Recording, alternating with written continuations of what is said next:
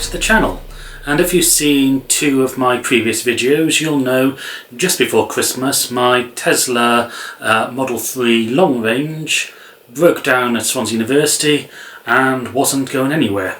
And in the second episode of that little mini-series, I talked about having to hire a Skoda Fabia and what it was like going back to driving a ice car or petrol car with handbrake and manual gears.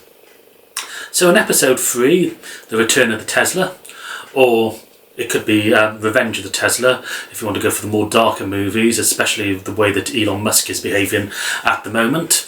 I'm going to go through how much it cost and how long my car was out of action for. Okay, so first of all, how long was it out of action? So the car broke down just before Christmas. It broke down on the 22nd of December 2024, and then it was stuck at Swansea University car park.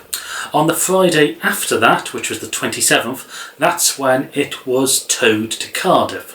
So I'm with Green Flag, not insurance, but breakdown cover. And from there, I get 10 miles of towing,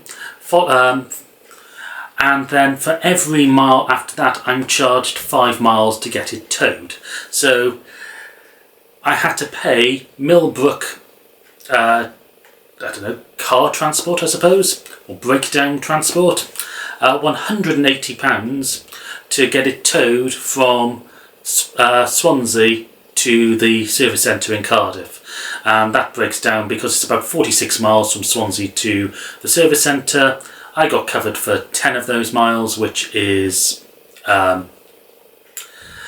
brings us down to 36 miles, and then paying £5 a mile for that was 180. One thing I did want to say is Millbrook did try to double charge me for it, because they tried to charge me for the return journey as well, which I wasn't happy about, and let Green Flag deal with that.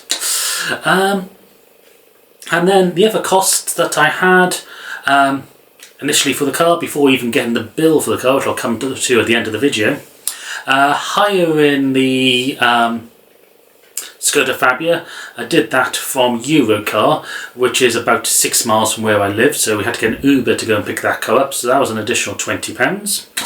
And the actual cost of hiring the car was £195. However, because I used Quidco, and you can use my Quidco referral link below, I had about £10 cash, 10% cash back on that, which brought it down to effectively £175 to hire the car.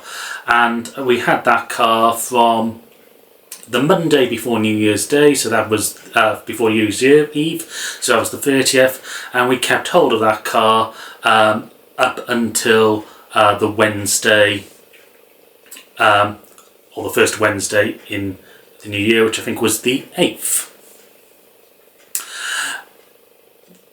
And then on that Wednesday I took the car back, and that's also the same day that Tesla messaged us in the morning to say the car was ready to pick up. So it was from the 22nd of December to the 8th of January, the time it took them to repair the car. So that's about 2.5 weeks. So to get to the service centre in Cardiff, after I dropped off the Skoda, I walked into Swansea city centre, caught the train, which was £14 to Cardiff, and then got on the bus, which was another £5. So that's going to be the cost of not even repairing the car, and it's already around the £400 mark. I should point out that when you're catching the trains in Wales, we've got 2 train operators that operate between Cardiff and Swansea, Great Western and Transport for Wales. If you get the Great Western train, it's £14. To do the same journey in the Transport for Wales train, it's £7. And I only found that out after I bought my ticket and was looking on Trainline. So yeah, it takes 10 minutes longer on Transport for Wales because they stop at some of the smaller stations, but I think probably for £7 that's actually worth it.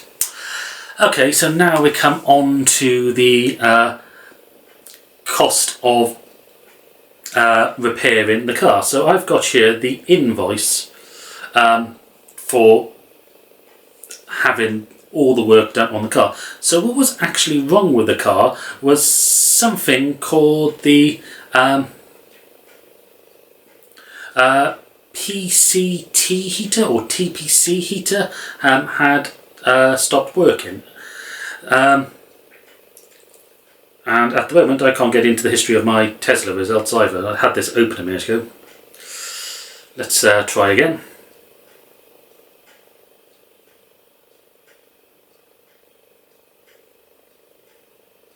Okay, so here it is. So yeah, this is the PTC heater had blown. So looking online, this seems to be a common problem with Teslas.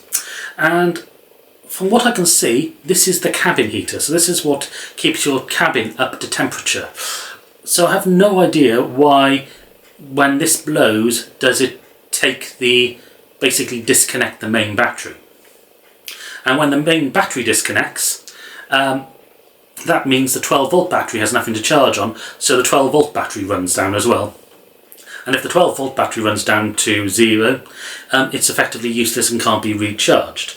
So this is how this bill broke down. So we had some labour for replacing the 12 volt battery, and this was calculated as 0.12 of an hour, and an hourly rate at Tesla is 165. I'd love to know how much the mechanics actually get paid of that 165. So that was £19.80.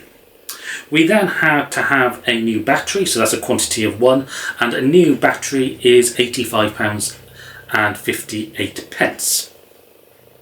We then had a thermal system test, which was again charged at the hourly rate, but for 0.1 an hour, so 6 minutes. So that was another £16.50. We had the diagnostic of the high voltage integrated circuit, because they have to test to see if that's safe when the heater blew the connection to the main battery. That was effectively a whole hour at labour rates, so that was £165. And then on top of that, we had to pay labour for the remove and replace of the PTC heater. So this was basically an hour and a quarter work at that £165 per hour. So that was £207.90. We then had to have the actual price of the PTC heater dual zone. So needed one of those, and the unit price for this is £411.25. And then there is something called a HVAC PTC service essay, which is another £9.75. So I'm assuming that's another part to be placed onto this. So in total, the amount for parts amounted to £506.58, and the labour was another £409.20. So that comes to a subtotal of £915.78. On top of this then is added 20% VAT, which is another £183.16. So the total amount we had to pay to Tesla to get the car repaired was £198.94. So if I round that up to £1,100 and add that to all the cost of hiring the car, Uber taxi to go and pick up the hire car, train ticket from Swansea to Cardiff, bus ticket to Cardiff, and also the towing costs, that means the total for repairing the Tesla was £1,494. So the best part of 1,500 quid, and also being without a car or not having the car available for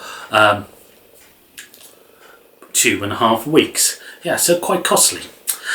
So what I have looked into after this is doing like an extended warranty scheme. So I've looked at a few quotes online, and they all come out at roughly £100 a month, which, unless we have other big issues like this, it's not going to be worth it. It's barely going to actually break even with it. So I've decided against going for that. So anyway, that's the conclusion to this trilogy about what's been happening with my car since it broke down. So as always, I want to thank you all for watching. Please hit the subscribe button. Please comment with any of your own experiences, whether that's been with a Tesla or any other car. Please check out the links below if you want to get a referral code for Octopus or getting a heat pump. Thank you to those who've already used the heat pump referral code. And there's also that quid code if you want to get cash back off general purposes. Anyway, I'll be releasing another video next week, which will be all about my solar generation and uses and how much I've saved throughout January. So I'll see you then.